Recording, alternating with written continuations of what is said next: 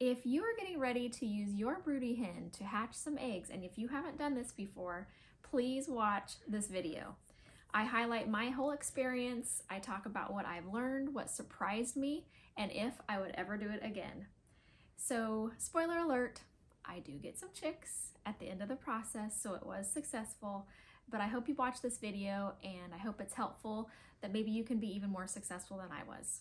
I have been trying to break this broody chicken multiple times and I have been successful, but then she keeps going broody again. And so I've decided just to give her what she wants, give her some fertile eggs and let her hatch out some chicks. I'm gonna put all of these into a spare nest down there. So I'm gonna move the chicken here in a minute and I'm gonna see if she will take to these eggs. She's not gonna like it very much. Okay, oh, got her. Okay, so she is all puffed out, and as you can see underneath, I don't know if you can see that, she has plucked all of her feathers away, and that's so she has the skin to egg contact to keep the eggs nice and warm. So here we go. Let's see if this works. Okay, okay. Look, eggs. There, I'm gonna stop her. Here we go. She's excited to see eggs. She's scooting the eggs all together. We're gonna give her some time and hope that this works. Check on the broody hen. And she is not there. That's not good. I picked green hatching eggs because I wanted the olive egg color, but also because I don't have any hens that lay olive colored eggs, and I knew that if anybody else laid inside, the eggs would stand out. So here's how it's going with the broody hen sitting on the eggs to hatch the eggs. I thought this was a natural process, so it would be really easy, and then I wouldn't have to take care of the chicks. The mama hen would do everything. So far, we've had a few issues in the coop, so it's causing a lot of stress with the hens. When the broody hen gets up to go and eat and drink once a day, other chickens are getting in there and laying in the box. Then also when she comes back, she's going to a different egg nest than the ones that have the fertilized eggs.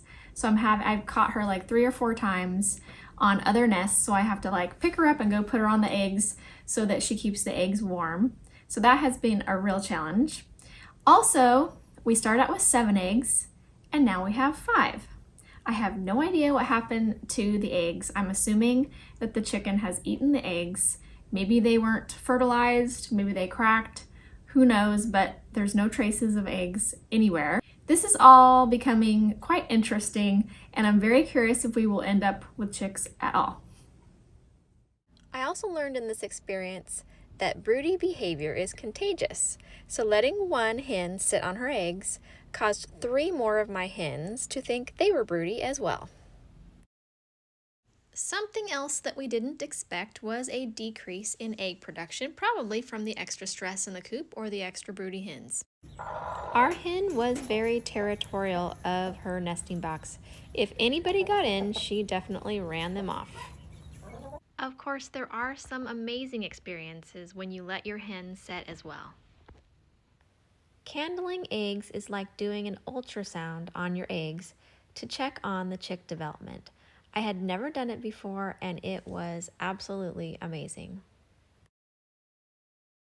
You can probably see the chick moving the best in this candled egg right there. You can start to see it wiggling around in there a little bit. It was getting close to hatch day, so we moved a dog crate in front of the nesting boxes to make sure she had some privacy as her chicks hatched. We also removed the side of the nesting box so when the chicks were hatched, they could walk out. I walked in the coop on hatch day on day 21 to find an egg off to the side away from the hen. I felt it and it was stone cold, so I figured it was one that she probably had discarded. Upon closer look, I could see the pip had formed, which means the chicken had cracked the first little crack to try to get out of the egg. And now that I know a little bit more about hatching, I wish I would have stuck that egg right underneath the hen, but I didn't, and unfortunately that chick did not make it. Hi there. I came out to find the shell right here. So So what happens is they do their first pip and then they unzip, which they peck all the way around. The mama hen was pretty patient with me as I couldn't help but take a little peek to see what was going on with the chicks. Oh look, that's a female. The chipmunk stripes. Let's see if there's any more that have pipped. Oh, look at you.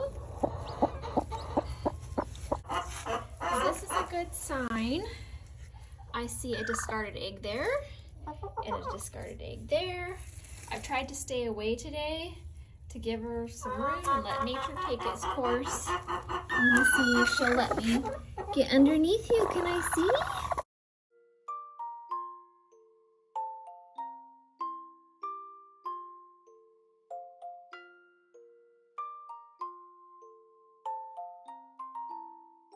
Out of 7 fertilized eggs, I ended up with 2 healthy chicks. I only wanted to keep a couple anyways, so I was pretty happy when both of them turned out to be female chicks. I had been debating ever since picking up the fertilized eggs if I would take the chicks and put them in a brooder or if I would let the mama hen keep them with her. And I decided after all that hard work, I just didn't have the heart to take the chicks from her. Would I do this again? Probably not. But did I learn a lot? Absolutely. Thank you for watching and be sure to subscribe to The Head Hen.